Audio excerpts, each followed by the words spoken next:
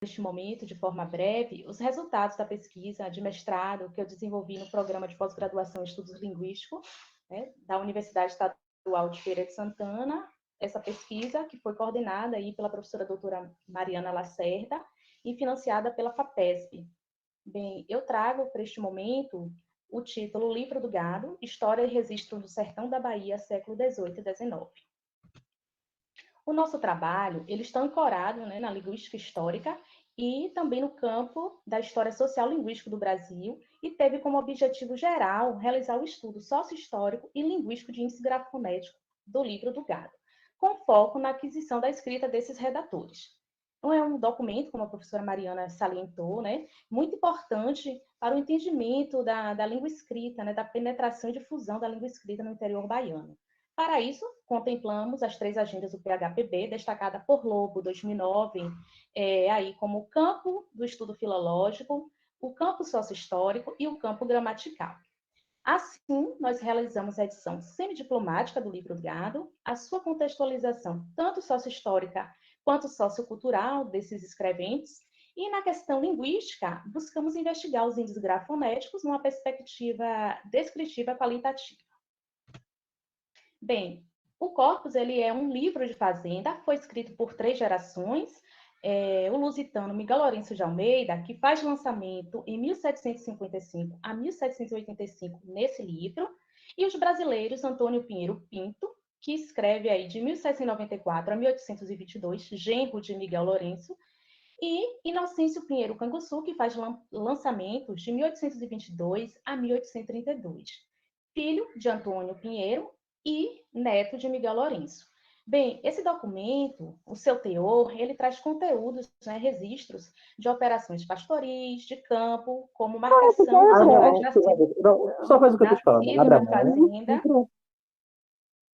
É... Não, mas ainda tem um de apoiar assim, já vi aí quebrar. Além disso, Pode não? Pode não.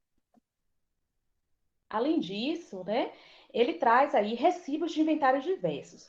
Esses recibos se justificam porque antes de Miguel Lourenço, que foi o primeiro a escrever, lançar registros pastoris, ele atuava como contador do Tribunal dos Ausentes. Por isso, esse teor. E aí, esses recibos estão datados de 1742 a 1743.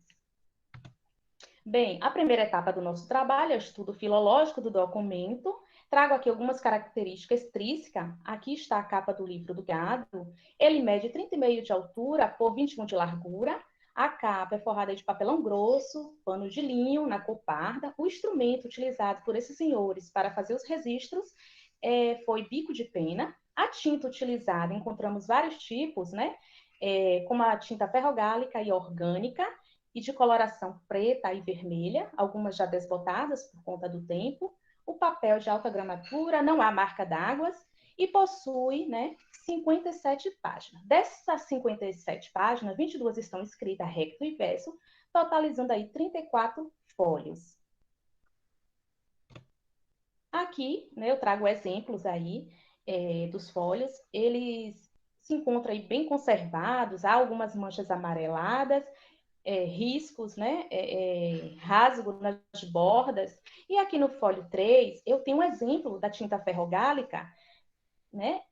Já tem um documento um pouco desgastado, a gente está vendo algumas corrosões. Isso supõe-se que a ação dessa tinta, já que ela, sua substância é feita de ácido sulfúrico, que junto com oxigênio e a umidade, ele danifica o material. Já o folho 31 verso, eu trago aqui um exemplo da tinta orgânica, que apesar de não desgastar o material, ela desbota com facilidade. Bem, como o nosso documento ele foi escrito por 3 diferentes punhos, foi necessário de realizar o quadro escriptográfico. Nós analisamos as letras de A a Z desses escreventes, numa posição tanto maiúscula quanto minúscula, na posição inicial, medial e final. Com a finalidade de a gente delimitar direitinho esses escreventes, já que havia um folho escrito por diferentes punhos. Aqui eu trago algumas características. Essa análise foi pautada em Cambraia, 2005, onde a gente analisa o ducto, o peso, o ângulo da letra desses escreventes. Então, de forma breve, a gente observa que todos possuem letras arredondadas, os dois primeiros com traçados bem pesados, já os dois últimos com traçados leves. Apesar, né, desse documento ter sido registrado por 3 senhores, foi encontrado uma quarta mão, né, que trata de Miguel Joaquim de Castro. Ele é, por sua vez, segundo Santos Filho, genro de Inocêncio Pinheiro Canguçu. E a escrita que predomina esse documento é uma escrita cursiva do século XVII e XVIII, informações aí que eu fui buscar, né, nós fomos buscar em Alcioli, em 94. Bem, a edição facsimilar, que é a produção digital do documento. Como a professora Mariana ela já comentou, esse material ele foi coletado em 2012 em Campinas, pelo método fotográfico, né, Lampelink, desenvolvido aí na Universidade Estadual do Sudoeste Baiano, pelo professor Jorge Viana e professora Cristiane Namiuti. É um método cientificamente controlado, específico para capturar documentos em formato de papel para a versão digital. E ele tem aí, entre sua especificidade, conservar as características desse material, como a cor, o tamanho, bem próximo ao original. Aqui eu trago um exemplo, né, do método Lampelink aplicado à mesa cartesiana. Aqui nós temos o documento, a sequência, né, da numeração, a escala de tons, a escala de cor. O exemplo aqui de um folho do livro do gado aplicado ao método. Observa-se que o livro do gado ele não foi utilizado com a placa cartesiana, e sim com a placa preta, porque esse aperfeiçoamento só chegou em 2014 com o trabalho de mestrado de Giovanni Brito, né? Então, a gente ainda lançava-se mão dessa placa preta. Bem, os critérios de edição. Então, para a transcrição, utilizamos os critérios do PHPB, que são normas filologicamente bem definidas que visam manter as características do texto. Como esse documento ele tem muitos símbolos, os seus escreventes utilizavam muito, gente, muitos símbolos mesmo. Então, foi necessário algumas adaptações para dar conta. E essas adaptações, né, foram feitas por mim e pelo professor Adilson Silva, aqui presente, e nós buscamos símbolos no Word bem próximos, né, para a gente tentar ao máximo manter essa originalidade desse documento tão importante. Eu vou explicar sobre eles mais um pouquinho aqui na frente. Bem, aqui é a imagem de um facsímile. Aqui é a edição semidiplomática. Nós apenas desenvolvemos abreviaturas que se encontram sinalizadas em vermelho. Aqui os símbolos, né, que eu mencionei. Gente, esse símbolo era muito utilizado por esses senhores para registrar o controle de animais nascidos nessa propriedade. O que é que eles faziam? Eles colocavam o ano, né, em dezena, e passavam um traço vertical, ou horizontal, desculpa, e nesse traço, né, em cima, eles faziam uns tracinhos menores na vertical, que significava o número de crias nascidas naquele ano.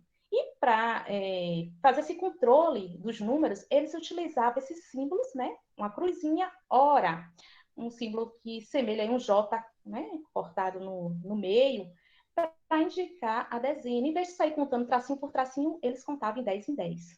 E esse outro símbolo aqui de vermelho, que se assemelha a um florão, era para indicar o pagamento aos seus criados, né? Que eles realizavam pelo sistema de sorte. O sistema de sorte consistia da seguinte forma: a cada 4 animais nascidos, né, um era destinado a esse criado, esse escravo, como forma de pagamento. E por que sorte? Porque o animal ele poderia ser fêmea ou macho. Então, se fosse fêmea, excelente, porque esse criador ele poderia aumentar, né, os números, seu rebanho, na verdade, né, seus animais, prosperar. Aqui, a edição a edição semidiplomática com símbolos, né? Sinalizados, símbolos que escolhemos também, a cruzinha, bem próximo daquele florão, um símbolo que assemelha um J cortado ao meio, para tentar trazer mesmo, ficar bem característico esse documento. E em vermelho, as as abreviaturas desenvolvidas.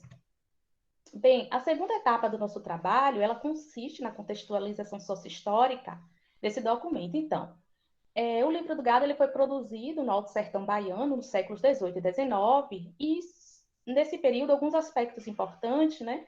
A questão demográfica e o sistema de Seis Marias, a mineração e a fazenda de criação de gados foram muito importantes e como é que eu posso dizer? Os principais aí para o povoamento nessa região, né? Que a mineração que atraía aí muitos sertanejos.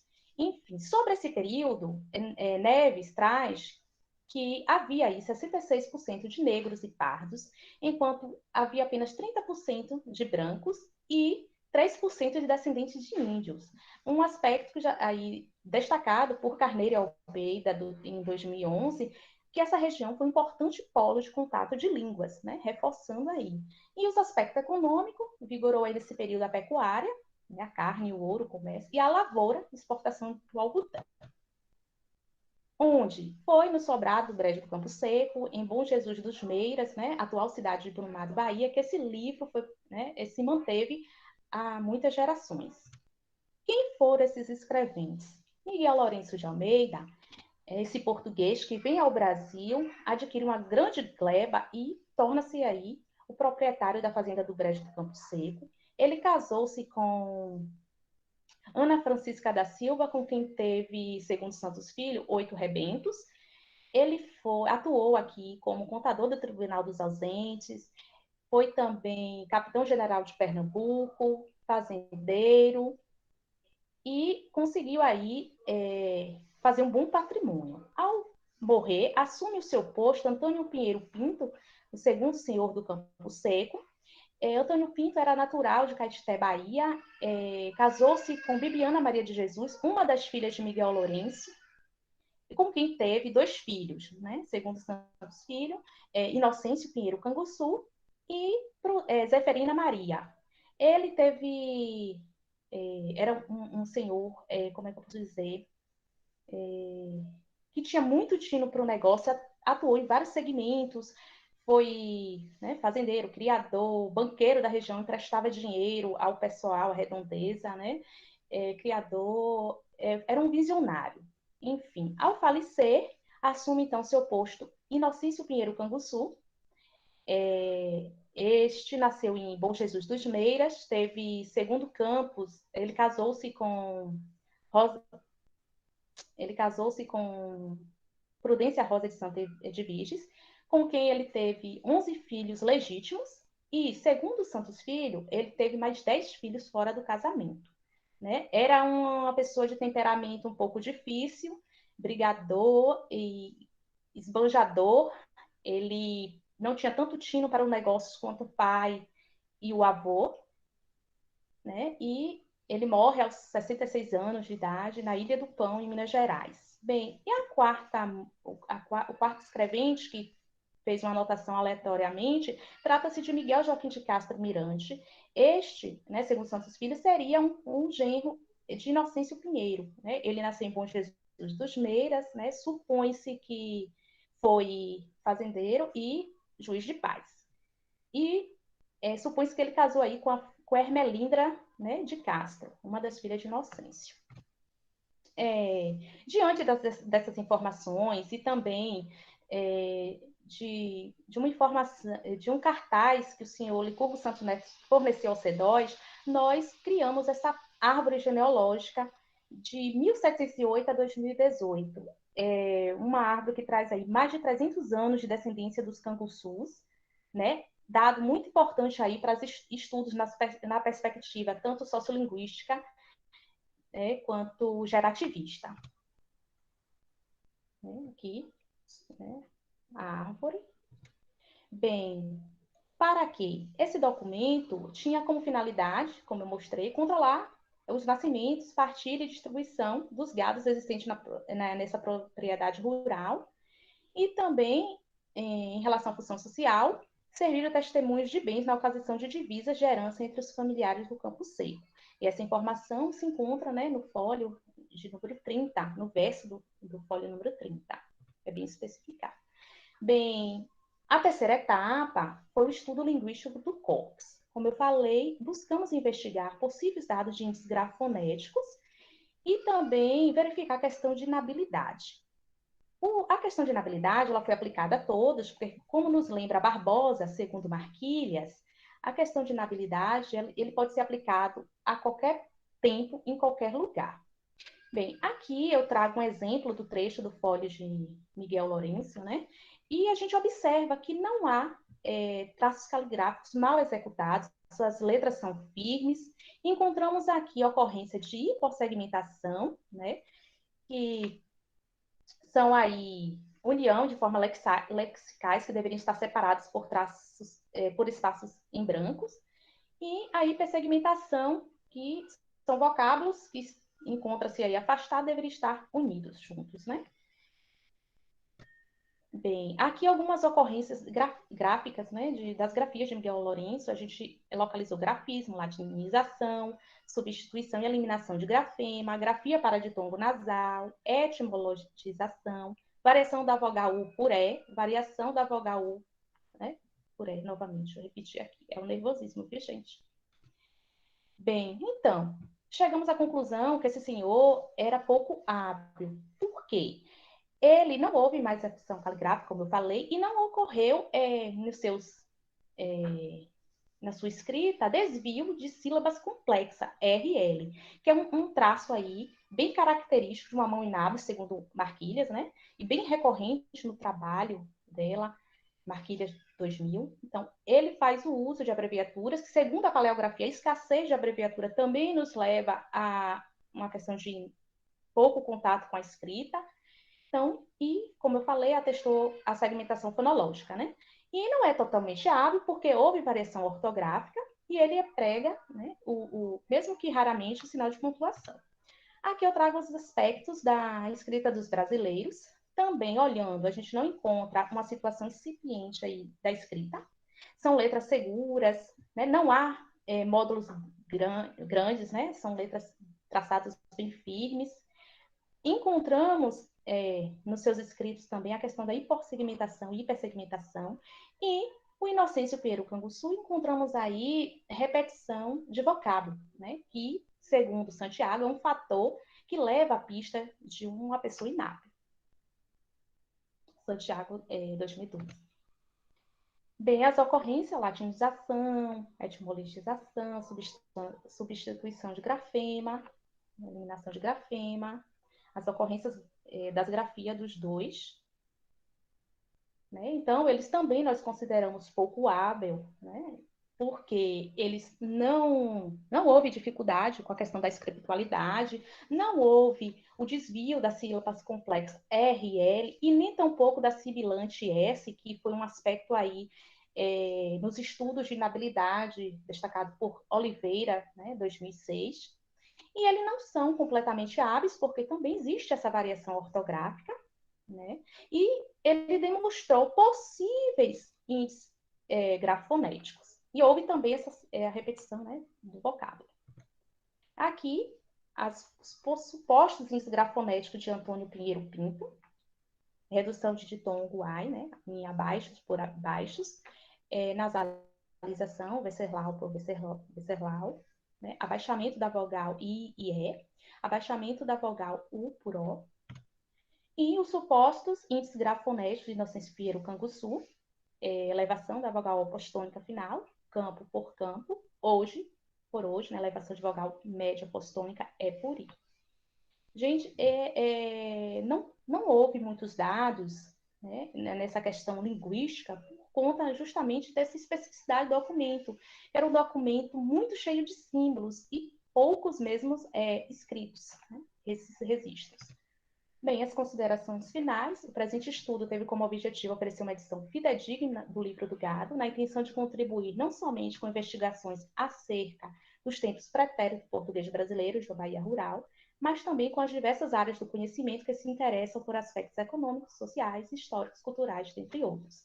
Dessa maneira, o labor filológico realizado permitiu preservar as informações linguísticas e sócio-históricas contidas nesse manuscrito de fórum privado, o qual representa mais de 200 anos de memória escrita por sertanejos baianos no período setecentista e oitocentista. Então, diante disso, Esse material, ele constitui um rico manancial para aqueles que se embrenham no passado de uma sociedade em busca de pista para o conhecimento de elementos do hoje. Então, com essa pesquisa, a gente visa aí colaborar com essa questão da reconstrução do português, né? Um dia não tão distante, possamos, portanto, montar esse mosaico da fascinante história do nosso português brasileiro. É isso, aqui as referências. Muito obrigada, agradeço a atenção de todos.